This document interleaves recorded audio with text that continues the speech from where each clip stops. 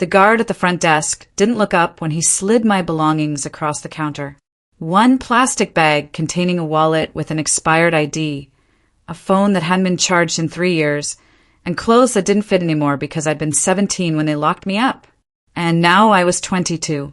5 years inside for something I didn't do. But the jury believed the other guy's story better than mine. That's how it works when you're poor and he's not. "You got someone picking you up?" the guard asked, finally glancing at me with eyes that had stopped caring a long time ago. I shook my head. He sighed like my answer was an inconvenience to him personally. "Bus stops 2 blocks north. Good luck out there, Clara." He said my name like it was already a memory he was trying to forget. I took the bag and walked through doors that had kept me trapped for 1,825 days, and the October air hit my face like cold water. Freedom was supposed to feel different. It was supposed to feel like something opening up inside you, like possibility, like a second chance. Instead, it just felt like standing in a parking lot with nowhere to go. I had $84 in my wallet from the prison work program, where they paid you 17 cents an hour to make furniture that sold for hundreds in stores that would never hire you. I had a halfway house address written on a piece of paper that was supposed to be my fresh start, a room shared with 2 other women who'd probably steal anything I owned that was worth stealing. And I had a voicemail on my phone that I'd listened to 4 times since they gave it back to me, trying to make sense of words that didn't seem real. "Ms. Clara Ellis, this is Elena Vance from Vance and Associates. I'm calling regarding an estate matter.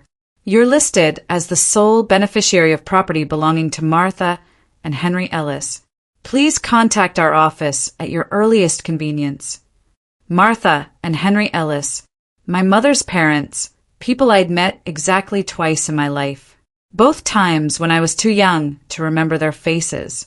My mother had died when I was 8, an overdose in a motel bathroom while I watched cartoons in the next room. After that, I bounced through foster homes until I landed with the Mercers, who were good people trying their best with kids who'd already learned not to trust anyone. I stayed with them until I turned 17 and got arrested for being in the wrong place at the wrong time with the wrong friend who put a gun in my hand and told me to hold it while he ran. The judge didn't care about context. He cared about a scared girl holding a weapon during a robbery she didn't commit, and he gave me 5 years like it was a favor. I never heard from my grandparents. Not a letter, not a phone call, nothing. So hearing their names attached to the word estate felt like a joke someone was playing on me, like a final test to see if I'd learned anything about disappointment. I called the number from a payphone outside a gas station because my cell didn't have service yet, feeding quarters into the slot while trucks roared past on the highway. A woman answered on the second ring, her voice professional and warm in that practiced way lawyers have. "Vance and Associates, how may I help you?" "This is Clara Ellis," I said, and my voice sounded strange to me, rough from not using it much inside. "I got a voicemail about an estate." There was a pause, the sound of paper shuffling. "Yes, Ms. Ellis. Thank you for returning my call. I'm handling the estate of Martha and Henry Ellis, who passed away 8 months ago. According to their will, you're the sole heir to their property in Blackwood, Montana. Are you familiar with the property?" Blackwood, Montana. I'd never been to Montana. I'd never been anywhere except the county I grew up in and the prison 30 miles north. "No," I said, "I didn't know them." Another pause. Longer this time.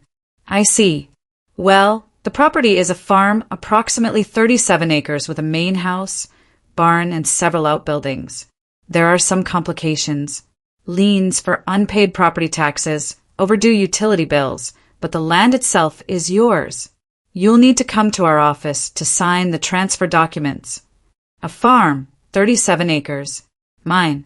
The words didn't connect to anything real in my mind. They just floated there like something I'd heard in a movie. "Where's your office?" I asked. "We're in Missoula," she said. "But if you can't make it here, I can arrange to meet you in Blackwood. The property is about 2 hours outside the city. When would work for you?" I looked down at the $84 in my hand, at the bus schedule on the wall that showed routes going everywhere except where I needed to be. How much does it cost to get there? The question came out before I could stop it, before I could pretend I had options. Elena Vance's voice softened. Ms. Ellis, I can advance you travel expenses from the estate. There's a Greyhound station downtown. I'll purchase a ticket for you to Blackwood and arrange to meet you there tomorrow afternoon. Does that work? It worked because I had nothing else. No job, no home, no one waiting for me to show up anywhere. Just a plastic bag of belongings and a name on a will for people I'd never known.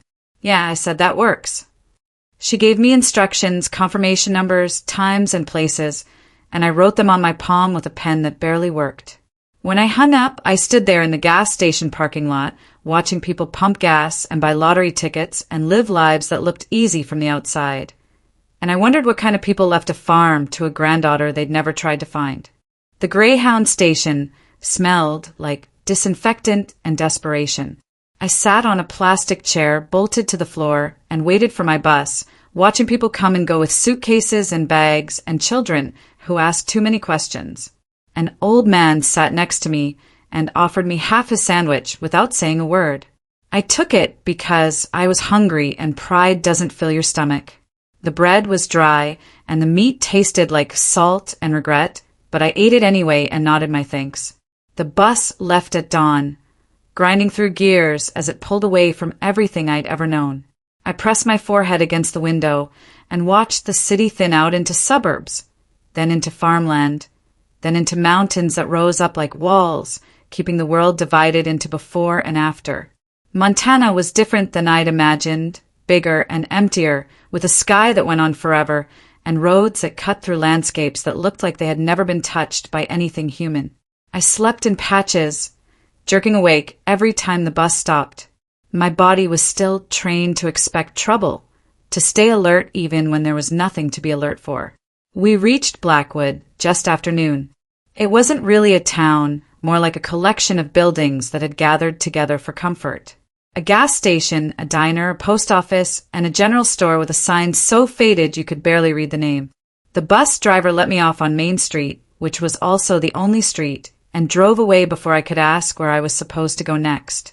I stood there with my plastic bag, looking around at a place that felt like it existed outside of time, like it had been forgotten by everyone except the people who lived there and didn't have anywhere else to be. A silver sedan was parked outside the diner, and a woman in her 50s got out when she saw me. She wore a dark blue suit that looked too formal for the surroundings, and her hair was pulled back in a way that said she meant business. "Clara Ellis," she called out, walking toward me with her hand extended. I nodded and shook her hand, her grip firm and brief.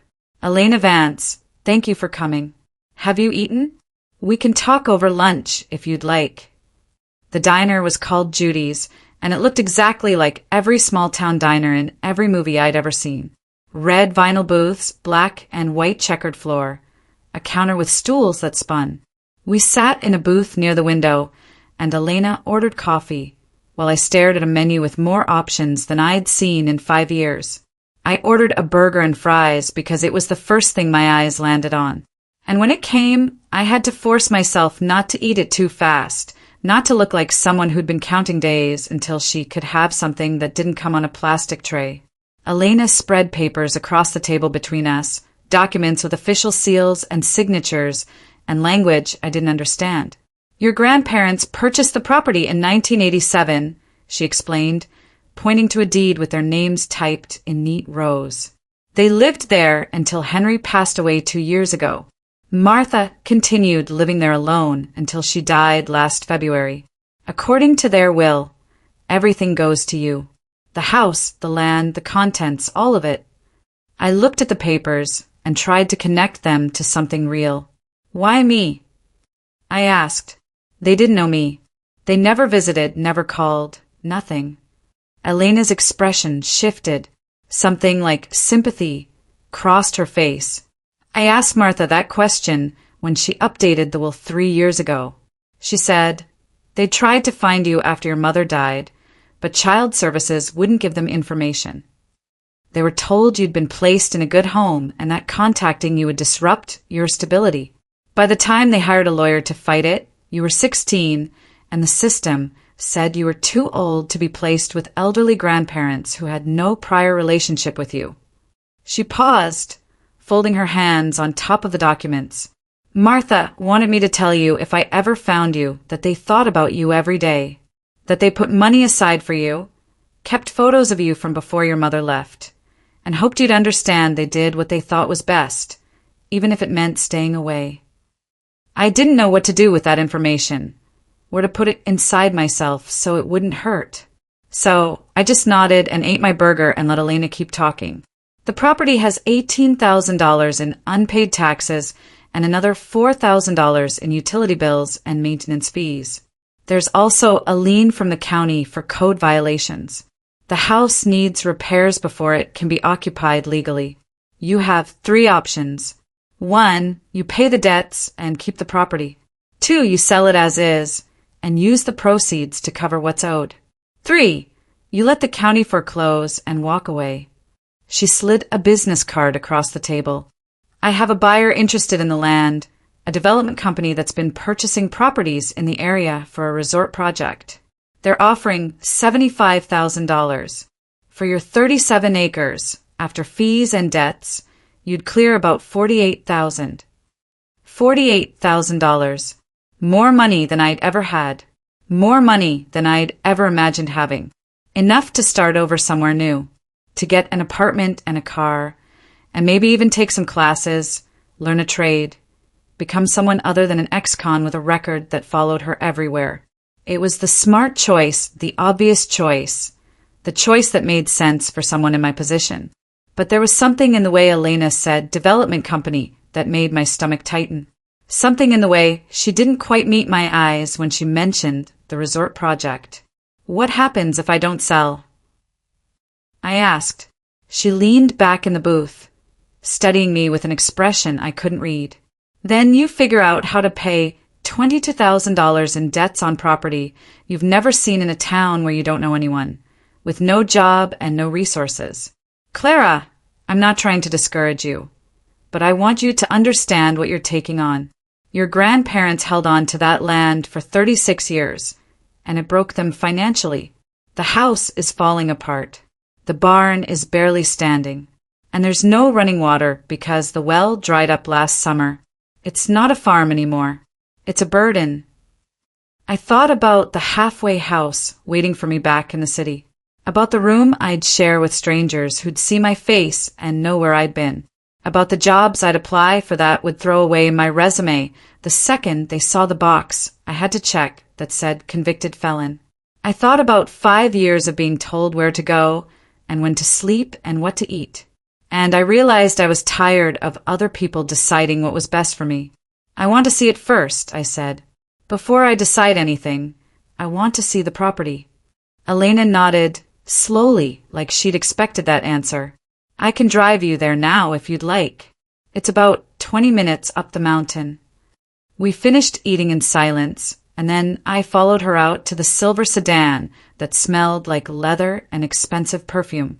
We drove out of Blackwood on a road that turned from pavement to gravel to dirt, climbing higher into mountains that blocked out the sun and made the air feel thinner. Trees pressed close on both sides, pine and aspen, their leaves turning golden orange in the October light. And for a moment, I forgot about everything except how beautiful it was. How quiet! How far away from everything I'd ever known. If you've made it this far, you already know this isn't just a story about inheriting property. It's about inheriting yourself, about finding out who you are when no one else is telling you anymore. If stories like this hit you somewhere deep, if you've ever felt like you were starting over from nothing, hit that subscribe button to Hidden Revenge and let me know in the comments. Have you ever been given a second chance you didn't think you deserved? Drop your story below. I read every single one, and I promise you're not alone in this. Now, let's get back to that mountain, because what I found at the top wasn't just a farm. It was a choice that would change everything. The mailbox appeared first, leaning at an angle like it had given up trying to stand straight. The name Ellis was painted on the side in letters that had faded to ghosts, barely visible under rust and weather damage. Elena turned onto what might have been a driveway once, but now looked more like a suggestion. 2 tire tracks separated by weeds tall enough to scrape the underside of her car. We drove slowly, branches scratching against the windows until the trees opened up and I saw it. The house sat in a clearing surrounded by mountains on 3 sides, a 2-story structure with white paint peeling in long strips, and a porch that sagged in the middle like a broken spine. The roof was missing shingles in patches, and one of the upstairs windows had been boarded over with plywood that had warped and split. Behind the house, a barn leaned dramatically to the right, its red paint almost entirely gone, exposing gray wood underneath that looked soft with rot. There were other buildings, too, scattered across the property like abandoned thoughts, a chicken coop with no door, a shed with a caved-in roof, a structure I couldn't identify that might have been a workshop or a garage before time and neglect had erased its purpose. Elena put the car in park, but didn't turn off the engine. "This is it," she said quietly. "Your grandparents' farm." I got out without responding, my shoes crunching on gravel and dead leaves, and walked toward the house. The air smelled different up here, clean and sharp, with undertones of pine and something else. Decay, maybe, or just the smell of things returning to the earth. The porch steps creaked under my weight, and I half expected them to collapse, but they held. The front door was unlocked, swollen in its frame from moisture, and I had to shove it hard with my shoulder to get it open. The inside was worse than the outside. The living room was filled with furniture covered in sheets that had turned gray with dust, and the floorboards were warped and stained with water damage from leaks in the roof. There was a fireplace with ashes still in it from the last fire someone had built, and above the mantel, a rectangle of lighter wallpaper where a mirror or painting had hung for so long it left a shadow when it was removed. The kitchen had appliances from the 70s, a refrigerator with a door that hung open, revealing shelves covered in mold, a stove with burners crusted with grease and time, and a sink filled with dishes that looked like they'd been left mid-wash and never finished. I walked through rooms that felt like museums of a life I'd never been part of. A dining room with a table set for 2, plates and silverware still in place like my grandparents had been interrupted mid-meal and never came back. A bathroom with a toilet that had no water in the bowl and tiles that had cracked and lifted from the floor. Upstairs there were 3 bedrooms, one with a bed stripped of its mattress, one with boxes stacked to the ceiling, and one that was completely empty except for a rocking chair facing a window that looked out over the mountains.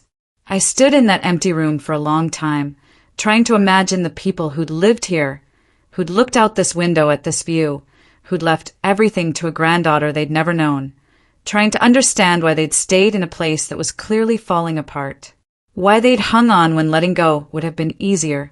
Elena appeared in the doorway behind me, her footsteps soft on the creaking floor.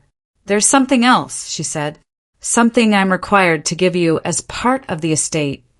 She handed me an envelope yellowed with age with my name written on it in handwriting that shook and wobbled, like it had been written by someone whose hands didn't work right anymore. I opened it carefully, pulling out 3 pages of notebook paper covered in that same unsteady script. "Dear Clara," it began, and my throat tightened. "If you're reading this, it means we're gone, and you've come to see what we left you. I'm sorry it's not more. I'm sorry it's not what you deserved. But it's all we have, and it's yours now. Every broken piece of it." The letter went on to explain things Elena hadn't mentioned.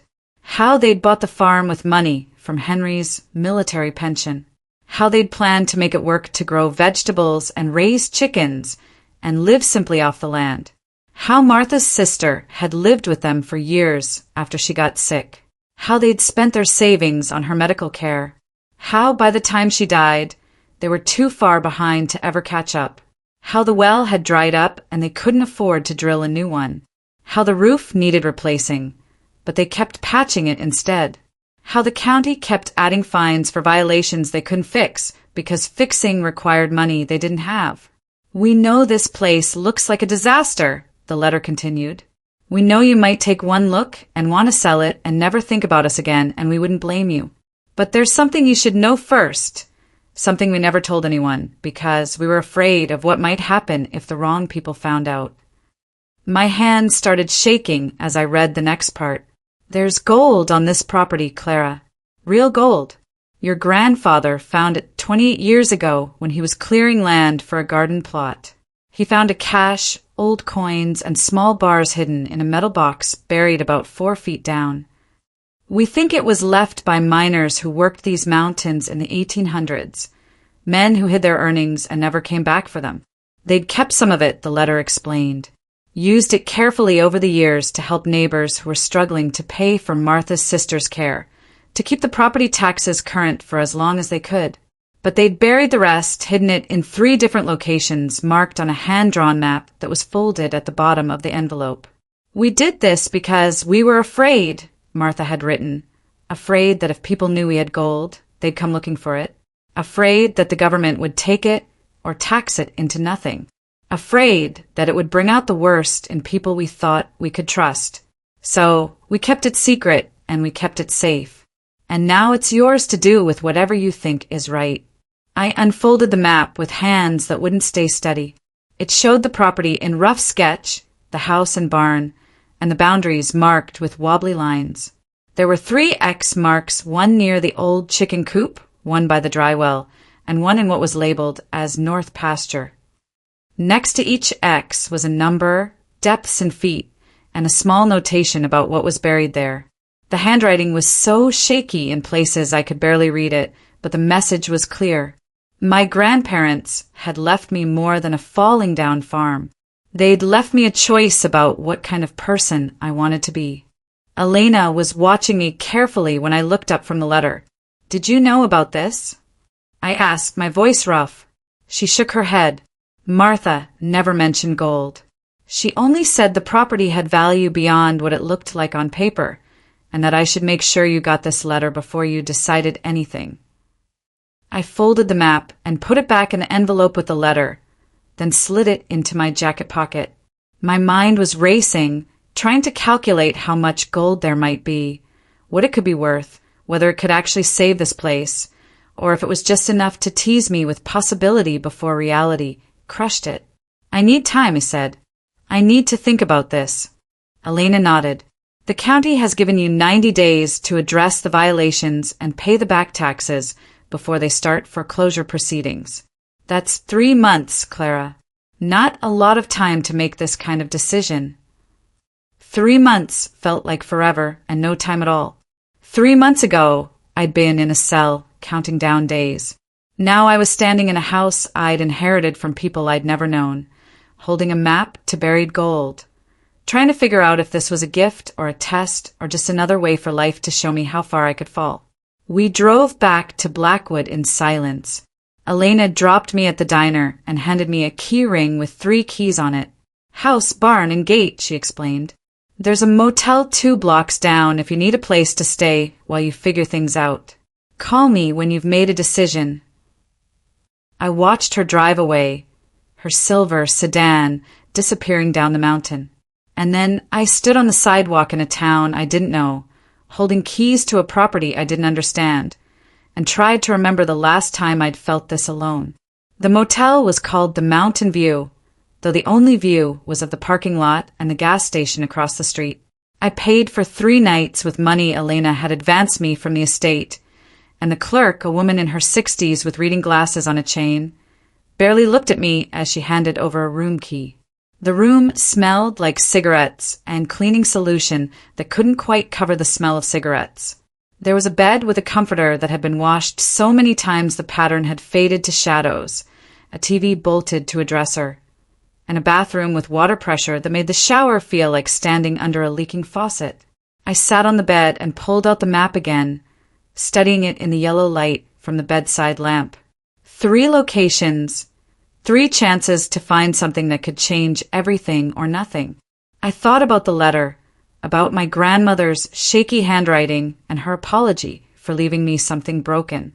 I thought about 5 years in prison for something I didn't do, About a system that took kids whose parents couldn't keep them and shuffled them around until they aged out with nothing. About second chances and whether I deserved one, whether anyone did. That night, I dreamed about mountains and gold and a house full of ghosts who looked like me but weren't. I woke up before dawn with my decision already made. Not because it was smart, but because I was tired of running from things, tired of taking the easy way out, tired of being the person everyone expected me to be. I was going to stay. I was going to find the gold. And I was going to figure out what my grandparents had been trying to tell me when they left me a map instead of money, a burden instead of a blessing. I bought supplies at the general store with the last of Elena's advance. A shovel, work gloves, a flashlight with batteries, bottled water, and a box of granola bars that the cashier rang up without asking questions. He was younger than me, maybe 19, with a name tag that said Caleb and eyes that lingered on my face like he was trying to place me. "You staying in town long?" he asked as he bagged everything. I shrugged. "Depends." He nodded like that answer made sense. Like people showed up in Blackwood all the time without explanations and left the same way. "Well, if you need anything else, we're open till 8 most nights." I thanked him and left, walking back to the motel with supplies that felt heavier than they should have. The sun was just clearing the mountains when I drove Elena's borrowed car back up to the property. She'd left it for me with a note that said, "Return it when you're done. No rush." And I'd spent 20 minutes that morning trying to remember the last time someone had trusted me with something valuable. The farm looked different in daylight, less haunted and more just sad, like a place that had tried its best and failed anyway. I parked near the barn and sat for a moment, engine ticking as it cooled, staring at the map I'd spread across the passenger seat. The first X was marked near the chicken coop at a depth of 5 feet. I grabbed the shovel and walked across the clearing, grass soaking my shoes with morning dew, until I found the structure. It was barely recognizable as a coop anymore, just a frame of wood and wire mesh that had collapsed in on itself. But behind it, exactly where the map showed, was a flat stone about the size of a dinner plate, half buried in dirt and moss. I moved it aside and started digging.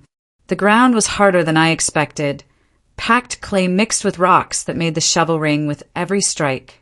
My hands blistered despite the gloves, and sweat soaked through my shirt, even though the mountain air was cold enough to see my breath.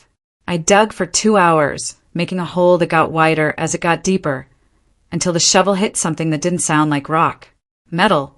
I dropped to my knees and cleared away dirt with my hands, revealing the edge of a container, a metal ammunition box, military surplus, sealed with a rubber gasket and latches that had rusted but still held. I pried it open with the edge of the shovel, and the lid came free with a sound like a sigh. Inside, wrapped in oil-stained cloth, were coins. Gold coins, dozens of them, stacked in neat rows that caught the sunlight and threw it back in colors that didn't look real. I picked one up with shaking hands. It was heavy, stamped with an eagle and a date I could barely make out. 1884. There were other things in the box, too. A small leather pouch filled with what looked like gold nuggets, rough and unrefined, and a folded piece of paper that crumbled at the edges when I touched it. The paper was a note written in different handwriting than my grandmother's, blocky and masculine, probably my grandfather's. "To whoever finds this," it read, "we took what we needed to survive and left the rest for someone who might need it more. Use it wisely. Use it well. Don't let it make you into someone you're not." I sat in the dirt next to a hole I'd dug in the ground, holding gold that was older than anyone I'd ever known, and tried to understand what wisely meant. The coins alone were probably worth thousands, maybe tens of thousands, depending on their condition and rarity. Enough to pay the back taxes with plenty left over. Enough to make me think that maybe this place wasn't as hopeless as it looked.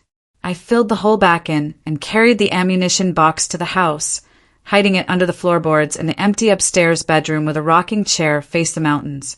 Then I went back outside with the map and headed for the second location, the dry well. It took me an hour to find it, hidden behind overgrown brush on the eastern edge of the property. The well had been covered with a wooden platform that had rotted through in places, and when I pulled it aside, I could see down into darkness that smelled like stagnant water and earth that had been sealed away from light for too long. The map said the second cache was buried at the base of the well, 10 feet down. I stared into that darkness and felt my chest tighten, felt the walls of prison cells pressing in, felt enclosed spaces that had no way out. But I'd come this far, and turning back now felt like giving up on more than just gold. I found a rope in the barn, tied it to a tree, and lowered myself into the well with the flashlight clenched between my teeth and the shovel strapped to my back. The walls were lined with stones, fitted together without mortar, slick with moss and moisture. I descended slowly, feet finding holds in the gaps between stones, until I reached the bottom, where mud sucked at my boots and the air was thick with the smell of rot. The floor of the well was maybe 6 feet across, and in the center, partially submerged in mud, was another metal box, this one smaller, the size of a toolbox. I dug it free with my hands, mud squishing between my fingers, and when I opened it, I found more gold bars this time, small ingots stamped with assayer's marks and weights. 6 of them stacked neatly, each one worth more than everything I'd owned in my entire life combined. Beneath the bars was another note, this one from my grandmother. "Clara," it said, and seeing my name in her handwriting made something crack open in my chest. "If you found this, it means you're braver than I was. I was always too afraid to go down into the well after Henry got too sick to do it himself. I'm proud of you for trying, for not giving up on this place, just because it's hard. That's what matters. Not the gold, but the trying."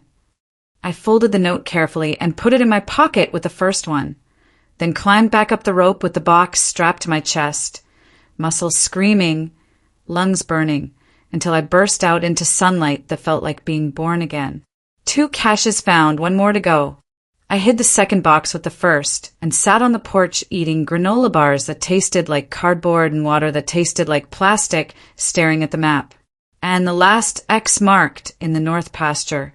The sun was already starting to sink behind the mountains, painting everything in shades of orange and purple that made the broken farm look almost beautiful. I could stop now. I could take what I'd found, sell it quietly through dealers who didn't ask questions, pay off the debts, and still have enough left to walk away with money in my pocket and no obligations. That would be the smart thing, the safe thing, the thing that made sense for someone who'd already spent 5 years paying for mistakes she didn't make. But I thought about my grandmother's note, about being brave and trying even when things were hard. And I thought about what kind of person I wanted to be now that I was free to choose, now that no one was telling me who to be or what to do or where to go. I folded the map and stood up, joints cracking, blisters throbbing, and headed for the north pasture. The third X was marked near a line of aspen trees at the edge of the property at a depth of 6 feet. The ground there was softer, rich with leaf mold and decades of decomposition, and the shovel bit easily at first. I dug as the sun set and the temperature dropped, as shadows stretched long across the clearing and the first stars appeared in a sky so clear and dark it looked like you could fall up into it forever. 6 feet down, my shovel hit wood. Not metal this time, but a box made of cedar, old and dark, sealed with wax that had cracked but still held. I cleared away the dirt and lifted it out, lighter than the others. And when I broke the seal and opened it, I found something I wasn't expecting. Letters. Hundreds of them bundled with string, addressed to me at different addresses I'd lived at over the years, foster homes and group homes, and finally the prison. Every single one stamped, return to sender, or address unknown, or undeliverable. My grandparents had written to me for 19 years, and not a single letter had reached me. I sat in the hole I dug and opened one at random dated 3 years ago. "Dear Clara," my grandmother had written, "today would have been your 19th birthday. I made your mother's favorite cake, chocolate with vanilla frosting, even though there's no one here to eat it except Henry and me. We talked about you, wondered where you were, what you looked like, whether you were happy. I hope you're happy, sweetheart. I hope someone is taking care of you the way we couldn't. I hope you know we never stopped loving you, even though we never got to show you. The letter went on talking about the weather and the farm and a deer that had eaten her garden. Mundane things written by someone who just wanted to be heard by someone who'd never had the chance to listen. I read letter after letter as full darkness fell and the temperature dropped below freezing. As my fingers went numb and my vision blurred with tears, I didn't bother wiping away. Letters about birthdays and holidays and ordinary days when nothing happened except they thought about me. Letters about their regrets, their hopes, their wish that they could have done more, been more, tried harder to break through walls the system had built to keep us apart. And in every letter, in every line, was a kind of love I'd never experienced before. Patient and persistent and unconditional love that kept showing up even when it wasn't wanted or received or acknowledged. At the bottom of the box, beneath all the letters, was a photograph. 3 people standing in front of the house when it was still white and straight and whole. A man and a woman in their 50s with a little girl between them, maybe 4 years old, with dark hair and a gap-toothed smile. My mother and her parents, my grandparents, looking at the camera like they had no idea how quickly everything would fall apart, how soon they'd lose her, how long they'd spend trying to find the granddaughter they'd never get to meet. I turned the photo over. On the back, in my grandfather's handwriting, it said, "The 3 of us. Before." Just that. Before. Like everything that came after was just aftermath.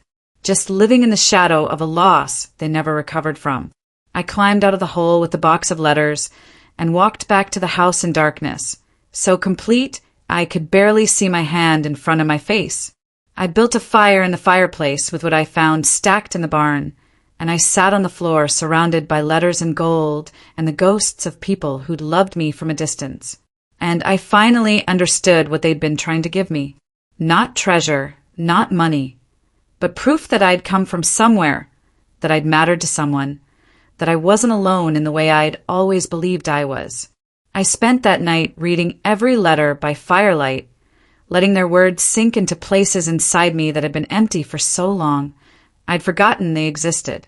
My grandmother wrote about ordinary things, the changing seasons, repairs they couldn't afford, neighbors who'd stopped by with casseroles when Henry got sick.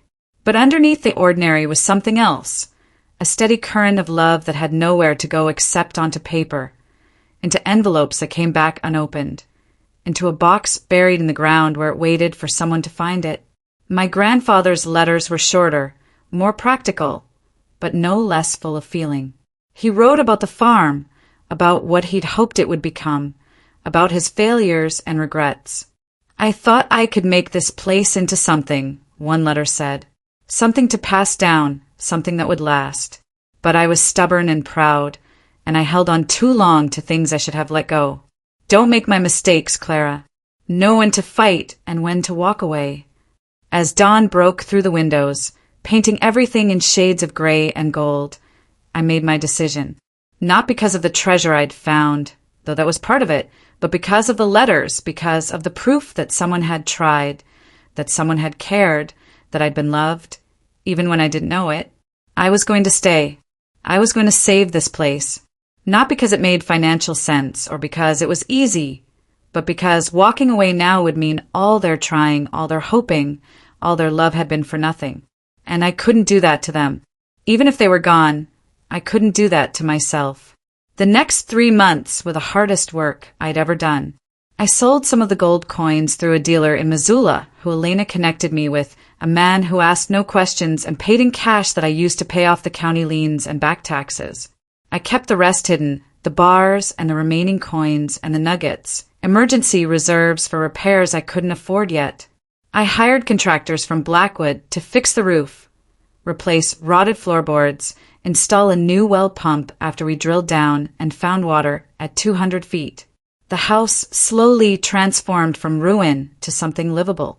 Walls patched and painted, windows replaced, the porch rebuilt so it no longer sagged like a broken promise. Arthur Higgins would have been proud of what I learned.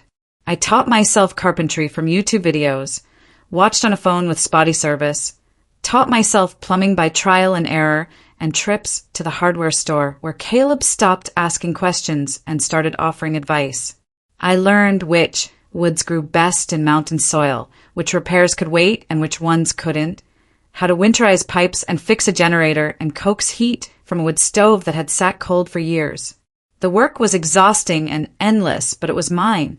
Every nail I drove, every board I replaced, every problem I solved was proof that I was capable of something more than the system had told me I was worth. People in town started to recognize me, started to nod when I walked into Judy's diner for coffee and breakfast.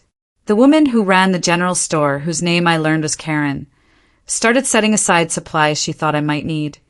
Work gloves when mine wore through, sandpaper, nails, a winter coat when the temperature dropped and she noticed I only had a thin jacket. "Your grandfather was good people," she said when I tried to thank her. "Helped my husband when his truck broke down one winter. Drove him 40 miles to a job interview he couldn't miss. We don't forget things like that around here." And I started to understand what my grandparents had built that was bigger than the farm, a kind of community safety net where people remembered kindness and tried to pay it forward when they could. By December, the house had heat and running water and a roof that didn't leak when it snowed. I'd cleared the barn enough to use it for storage and workshops, and I'd started planning what to do with the land come spring, whether to plant crops or raise animals or just let it return to forest. I still didn't know. I was figuring it out as I went, making mistakes and learning from them, asking for help when I needed it, and accepting it when it was offered. I was learning how to be part of something instead of always apart from it. On Christmas Eve, I sat on the porch wrapped in the winter coat Karen had given me, watching snow fall across the mountains in sheets of white that erased the world and made everything new. I thought about where I'd been a year ago, counting down days in a cell, believing I had nothing and no one. And I thought about where I was now, on a farm I'd inherited from grandparents I'd never known, in a town that was slowly becoming home, with enough gold hidden under my floorboards to keep me going for years if I was careful. I thought about the letters I'd read and reread until I'd memorized whole passages, about the love that had been waiting for me in the ground, patient and persistent until I was ready to find it. Elena called that evening, her voice warm through the phone static. "Merry Christmas, Clara. How are you holding up?" I looked around at the house with its mismatched furniture and patched walls, at the fire burning in the fireplace, at the windows that finally kept out the cold. "I'm good," I said, and meant it for maybe the first time in my life. "Really good." She was quiet for a moment. "Your grandparents would be proud of what you've done. I hope you know that." I did know it. I felt it in the walls I'd repaired, in the land I was learning to care for, in the choice I'd made to stay when leaving would have been easier. "Thank you," I said, "for everything, for finding me, for giving me the letter, for trusting me with all of this." "You trusted yourself," she said. "That's the part that matters." After we hung up, I pulled out the photograph I'd found in the cedar box, the one of my mother and grandparents standing in front of the house before everything fell apart. I'd framed it and hung it above the fireplace, and sometimes I'd catch myself talking to it, telling them about my day, about the repairs I'd finished, or the problems I was trying to solve, telling them I was okay, that I'd figured it out, that their love hadn't been wasted. That night, I made a promise to the faces in the photograph and to myself.